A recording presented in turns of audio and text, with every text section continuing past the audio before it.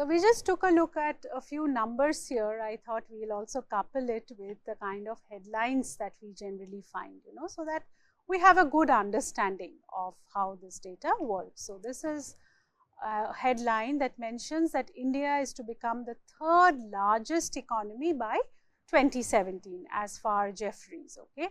So here when we talk about how large is an economy, as economists, we are not talking in terms of the geographical area to measure whether an economy is large or small, but we generally talk in terms of GDP. Okay, so this is what I wanted to mention. Although here I think they are talking about the market cap, okay, in that particular term, but other than that also, it generally when we say that so and so is the second largest economy, third largest economy, it is done in terms of GDP. So herein also lies another significance of GDP. Now we come to the next part, and a very both an interesting part and a part where we have to be a little careful, because ultimately what do we do with these GDP numbers is, one, we can consider a particular nation, say like India, and we can see how its GDP has changed over the years. That is one way of looking at things. But the world map that we had seen earlier, we saw that nations are divided on the basis of their income, because the economic status is what distinguishes nations from each other. So in other words, we should know how to compare GDP across nations. And how do we compare GDP across nations? We have to be careful about a few things that we are going to mention here, and in the subsequent slides we will also look at some of the data. So the question here is, how do I compare country A with country B in terms of its income? Okay, maybe the first thing that comes to mind is, well, look at income of country A and compare it with income of country B, and we have the absolute numbers, and whichever country has a higher income, well, that is what we infer from there. But when we are comparing, we should be careful, because every economy also has different population, right? So maybe if we are just looking at absolute GDP numbers, it is not a good way to compare across nations. The reason being, think about it like this for a moment. Suppose we are talking of a joint family that has about 12 members, right? And we are comparing it with a nuclear family that has maybe on an average about 4 members. Now, for sustenance, we are talking about, that is for daily livelihood, and assuming that both these families have kind of similar standard of living. Now, naturally, more amount of money is required for sustenance in the joint family, because you have to cater to all 12 members and their needs. So if we just look at the absolute expenditure, okay, or the income of this joint family, this might appear to be very large compared to a nuclear family. But comparison wise, this is not a worthwhile comparison. Why? Because naturally sustenance of a big family also requires more resources, more money, right? So ideally what we should do is, we should adjust it for population. So for the joint family, whatever is the total income or expenditure, that should be divided by 12. Then that will become the per head or per capita income or expenditure. And then we should compare it with the per capita income or expenditure of the nuclear family, right? So that is exactly what we do when we are comparing the GDP of two nations, nation A and nation B. If we just look at the absolute GDP numbers and we conclude on the basis of comparison between the absolute GDP numbers, that is not the correct way to go about it, because the population is different for the two nations, unless and until the population is exactly the same. But in most cases, the population is not the same, right? So the correct way of doing this comparison would be, the first step is, we have to convert the absolute GDP to per capita GDP. Okay, this is the most common thing, or the common term we come across, per capita, although earlier in week 1 when we were talking about the different kinds of nations in stylized fact, if you recall, we also came across that term per worker, okay. But that is less used, but that can also be another way of denoting, because remember, at the end of the day, it is also dividing by the number of workers. But so whichever way we do it, we have to normalize it in the sense that we have to divide it by the entire population, so that we get a per capita or per head GDP number, and for comparison purpose that makes more sense. Okay. The second thing that we also have to be mindful about is when we are comparing across different economies are going to have different currencies, right? So two countries, unless and until they shared the same currency, but if we are comparing two countries, high chances they have the GDP numbers in terms of their own currency, right? For the GDP numbers of India, which we just saw a couple of slides back from RBI, it was in INR. Now, if we are going to compare it with the US economy, that will be in terms of US dollars. So, it is not just enough to convert these numbers to per capita numbers, we also have to make sure that it is converted to a common currency. Now, the most popular way of doing it is to convert it to US dollars, okay, because it's it's known as one of the most hard currencies of the world. These are the general things that we will find when we look at the data. So, first we have to convert it in per capita terms. Second, after that we also have to be mindful that when we are making comparisons, everything should be in terms of a single currency, otherwise we will not be able to kind of compare. And the most common currency in which we find all other currencies are converted to in terms of representation of GDP is the US dollars. There is also another kind of conversion that we will talk of, which is known as PPP, or purchasing power parity. But before we go on to more definitions, I think it's time to take a look at some figures here. So, this is, for instance, GDP per capita in current prices. Remember again, so this is actually what? I hope you have guessed by now, this is actually nominal GDP. So, this is, see, it is written US dollars per capita. So, that is because we see the world map here. So, it is considering the GDP per capita for all the countries that we see here, but all countries have different currencies. So, they have all been converted to US dollars. So, that is the meaning of this particular term here. Okay, what are the other things you have to be mindful about? As we said, it is written current prices. So, remember, this is not real GDP. This is actually nominal GDP. Okay. And what else do we see? We see that the countries have different shades. Okay. There is light green, there is saffron, there is indigo, there is blue. So, what does this imply? It implies the different income ranges. Okay. So, for instance, I think the lowest one that they have considered is a deep saffron, I guess. This is under 500 US dollars per head income. Then the next band is between 500 and 2500 US dollars. And the highest one is this dark blue thing that we see. This is 25,000 US dollars and more. So, so even if we don't have much information about each country, but from this map, for comparison purpose, just by looking at the colors and what these colors imply, right, we can infer something about the economic status of these different countries here. Okay. So, closer look at that, and I would also like to mention here that this data is taken from IMF's.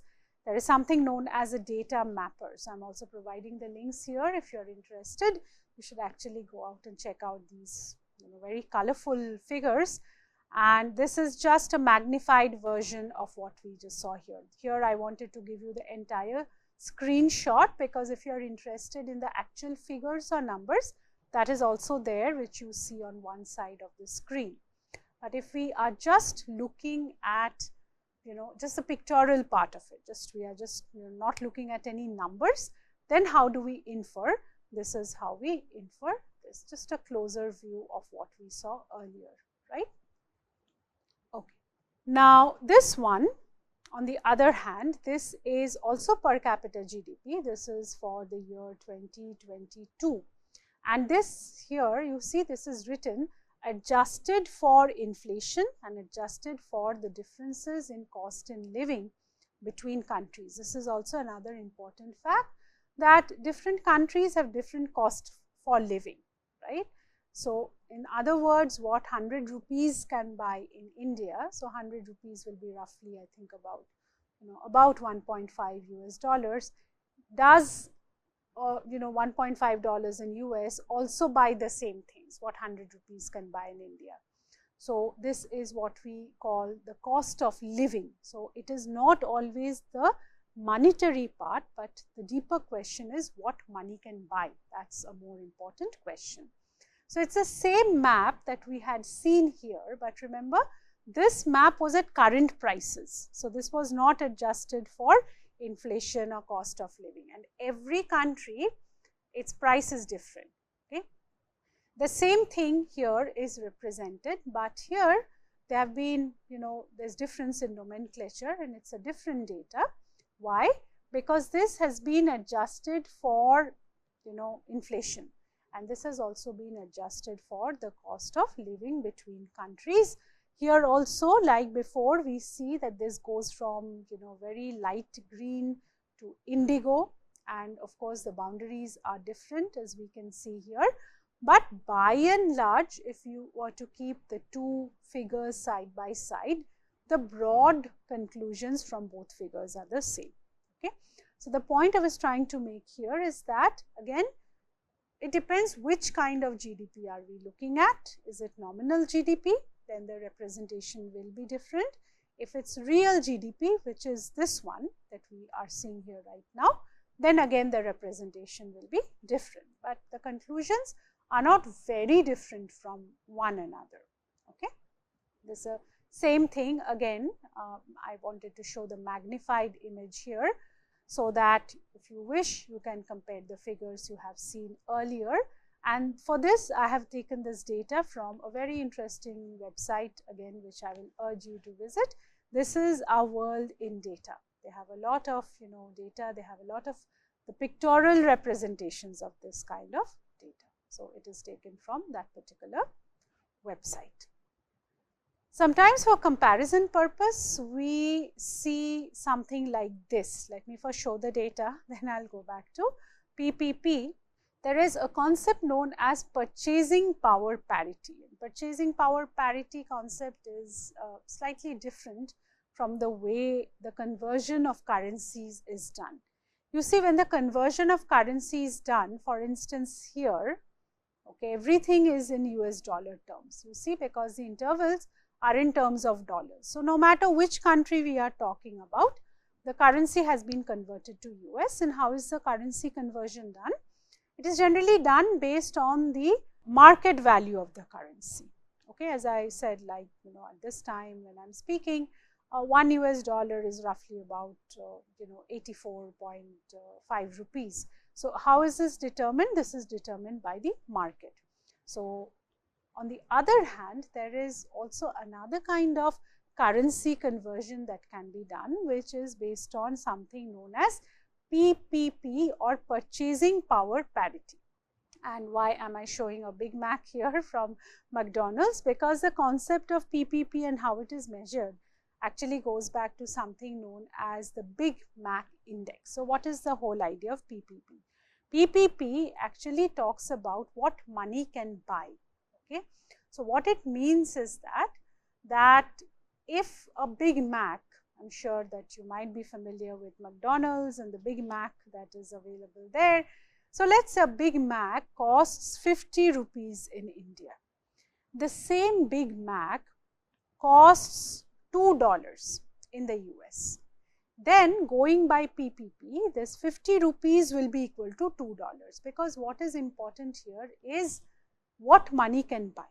Okay. So, the same product, how much does it cost across different nations. Of course, one can argue that prices will also vary because of trade, because of national taxes.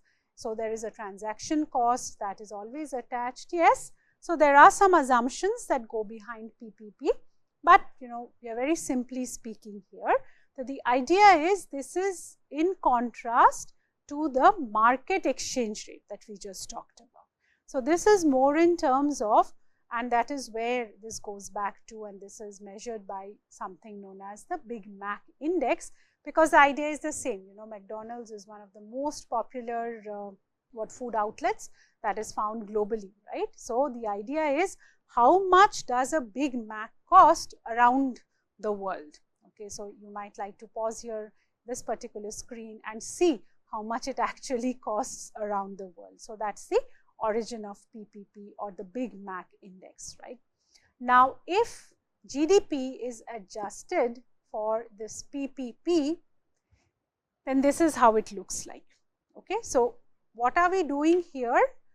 We are trying to look at different representations of per capita GDP. We are looking at how GDP can be compared across nations. It can be comparison based on nominal per capita GDP. It can be a comparison based on real, per capita GDP.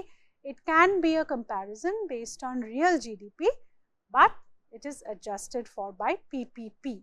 Okay, so here this is another kind of representation where the GDP price levels are all relative to US. This is also another kind of normalization, that is, everything is relative to US. Okay, so this can also be done. So that is why on this scale you see it is not in terms of dollars, right? Earlier slides, you see these legends, they were in terms of dollars because they were strictly in terms of income. Here it is not in terms of dollars, it is how many times relative to US. This is the comparison that is being made, as you can see here. Okay, so US is the benchmark. Is income of different countries, is it higher than US, equal to US, or lower than that of US? So two parts that we see here which are shaded in yellow, and the number is greater than 1. So what it means is their per capita or the GDP levels, okay, they are higher compared to the US. So that is why they are in light yellow shade. Everything else, in most cases, it is either very close to that of US or lesser than that of US, and they are in different shades of blue. Okay, so this data is also taken from our World in data, and the point of showing this particular image is that we are familiar with different kinds of representations of GDP. This is one of my personal, favorite figures. I always generally go back to this and make sure I mention this particular data. This is the comparison between income and population in a slightly different way. This is taken from Easterly and Levine. I'll just read out what is written here in this particular map. It says that countries in black, they contain 15%, 15% of world population, but they produce 50% of the world's GDP.